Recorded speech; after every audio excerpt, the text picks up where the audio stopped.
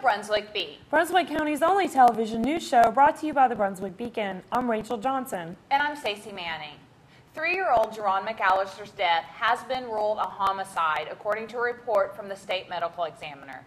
He died from blunt force trauma to his abdomen. The investigation into Jerron's death is ongoing, and no charges have been filed for his death. However, Charlotte Police Chief Rodney Goss says there are 2 suspects, the men who were babysitting Jerron at the time of his death, Monte Murray and Jesse Holt.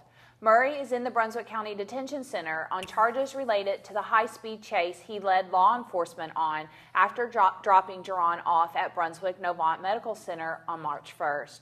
Holt served 60 days and pleaded guilty to simple possession of marijuana. He was released in May.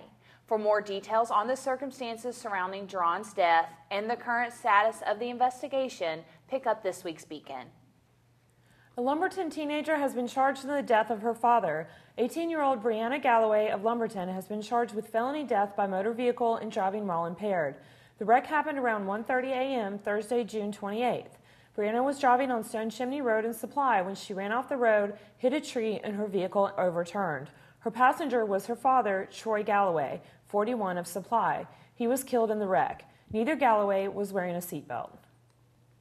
His story pulled on heartstrings, getting people to open their purse strings. On Tuesday, June 26, Jeremy Stanley, 36, of Charlotte, was arrested by Charlotte police on 8 felony counts of obtaining property by false pretense and 1 felony count of attempting to obtain property by false pretense.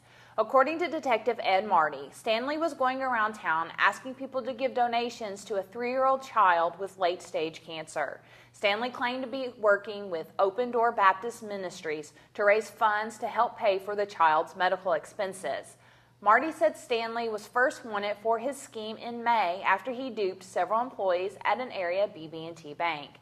He went on to dupe people at several area businesses before he was taken into custody. If you recognize his photo and you were approached by Stanley or donated money to him, call Detective Marty at 754-6008. A house fire in Leland claimed the life of a 47-year-old woman last Friday afternoon. Donna Bird Hambrook was killed in a fire at 6495 Farm Meadows Drive. Emergency responders received a call about 10 minutes before 1 for a structure fire. After firefighters made a sweep of the residence, they found a female inside and immediately began trying to revive her. She was taken to the New Hanover County Regional Hospital, where she later died. No foul play is suspected, and the Brunswick County Sheriff's Office, the SBI, and the Fire Marshal are investigating the cause of the fire. Brunswick County Sheriff's detectives are investigating a weekend shooting in the Sunset Harbor community. Deputies responded to a home on Cox Landing Road in Sunset Harbor around 2:20 a.m. Sunday, July 1st. When deputies arrived, the victim, who had been shot, had already been taken to Brunswick Novant Medical Center for treatment. 20-year-old Justin Smith was at a party when an unknown person shot him once in the leg and once in the hip. Smith's gunshot wounds were not life-threatening, and he was treated and released from the hospital. The investigation is ongoing. No suspects have been identified. Anyone with information is asked to contact Detective Justin Stadler or Detective Ed Carter at the Brunswick County Sheriff's Office at 253-2777. 4 of the 5 women wanted in connection with a scheme that drained a veteran's life savings have been taken into custody.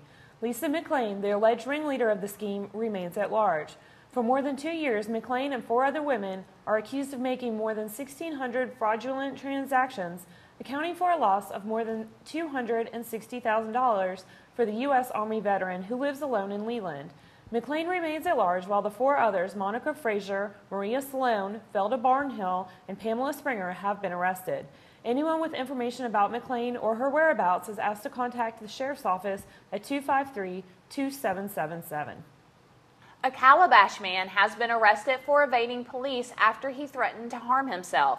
Deputies received a call that a man was threatening to harm himself and others if anyone interfered. The call came from OnStar around 12:40 a.m. June 27th. When deputies responded, they found Jimmy Frink, 52, who was in his home on Marlowtown Road in Calabash. Deputies saw Frink peering out from the windows, but he would not come out. The Brunswick County SWAT team and helicopter were dispatched to assist. Frink was arrested unharmed and was taken to the Brunswick County Detention Center, where he had a previous charge of failure to appear for assault on a government official. He is also being charged with resisting an officer. 3 Columbus County men have been arrested for their roles in a Brunswick County theft ring. The men had been breaking into residential homes throughout Ashe, and they were arrested last week while in a stolen South Carolina vehicle. Christopher Reen, Shaquem MacArthur, and William Dixon were all arrested and taken into custody in the Brunswick County Detention Center. They all face multiple felony charges, including possessing a stolen vehicle and breaking and entering. 24-year-old Jaquan Holland of Bolivia has pleaded guilty to 2 counts of assault with a deadly weapon with intent to kill and 1 count of discharging a weapon into an occupied vehicle. The charges stem from a 2009 incident in which authorities said he used a .22 caliber rifle to shoot from his vehicle into a vehicle occupied by Anthony Johnson Jr. and Bradley Williams. Holland was sentenced to 24 to 38 months in the North Carolina Department of Corrections. Holland's sentence will run at the expiration of another 2 to 3 year sentence that he is currently serving for the 2010 attempted armed robbery of the Dollar General store in Charlotte. Holland also has pending charges in Brunswick County for statutory rape, which are scheduled to be tried later this year. Brunswick County Commissioners have accepted an upset bid for the purchase of the former Brunswick Community Hospital. At their meeting Monday, Commissioners accepted the $1.575 million bid from Jacobs Real Estate Advisors, LLC, and Katie Rich Asset Management, LLC, to purchase the former hospital. The investment firms outbid the former $1.5 million bid by Crown Management, LLC. Commissioners' decision now restarts the clock on another round of upset bids. The upset bid process will start again on July 11th with the proposed July 23rd deadline. All Brunswick County residents can now participate in curbside recycling. The county's new contract with Waste Industries, which took effect July 1st, allows for all county residents to participate in curbside recycling if they choose to do so. To participate, residents must pay an annual fee of $77.04, which includes a 96-gallon recycling cart and pickup every other week. All recyclable items must be clean and dry. The service must be paid in advance. Call Waste Industries at 253-4177 to register or for more information. Find all these stories and much more in this week's Beacon, available on newsstands now.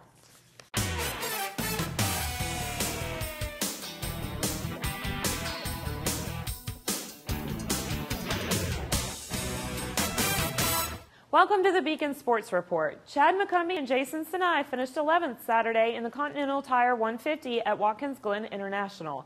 In the Street Turner class, they finished all 59 laps at an average speed of 79.08 miles per hour in the C.J. Wilson Mazda MX-5. The race will be shown at 1 p.m. July 14th on Speed Network. McCumbee is 16th in points. In his first season of Grand Am racing, he has had 4 top 15 finishes in 7 races. 3 races are left in the 10-race season. The teams will test July 6th and 7th at Indianapolis Motor Speedway. They race there at 1 p.m. on July 27th. Brandon Rankin's professional football career is on hold after he has suffered an injury in his first few weeks with the Spokane Shock of the Arena Football League. Ryan Euchre, Director of Public Relations and Marketing, said Rankin suffered a shoulder injury but should be available the final 2 games of the season. The Shock's final 2 games are July 14th at the Kansas City Command and July 21st at home against the Tampa Bay Storm. Rankin is a West Brunswick High School graduate who began his college football career at Butte Community College, where he was named 2008 National and California Junior League Defensive Player of the Year, and he finished his college career at Washington State University. Rankin played his first game in the high-scoring league on June 16th against the Utah Blaze and had 1 tackle in a 58-55 loss. Rankin, who turned 24 on June 24th, is a 6'4", 285-pound defensive lineman. Read all these stories and see more great photos in this week's sports section of The Beacon.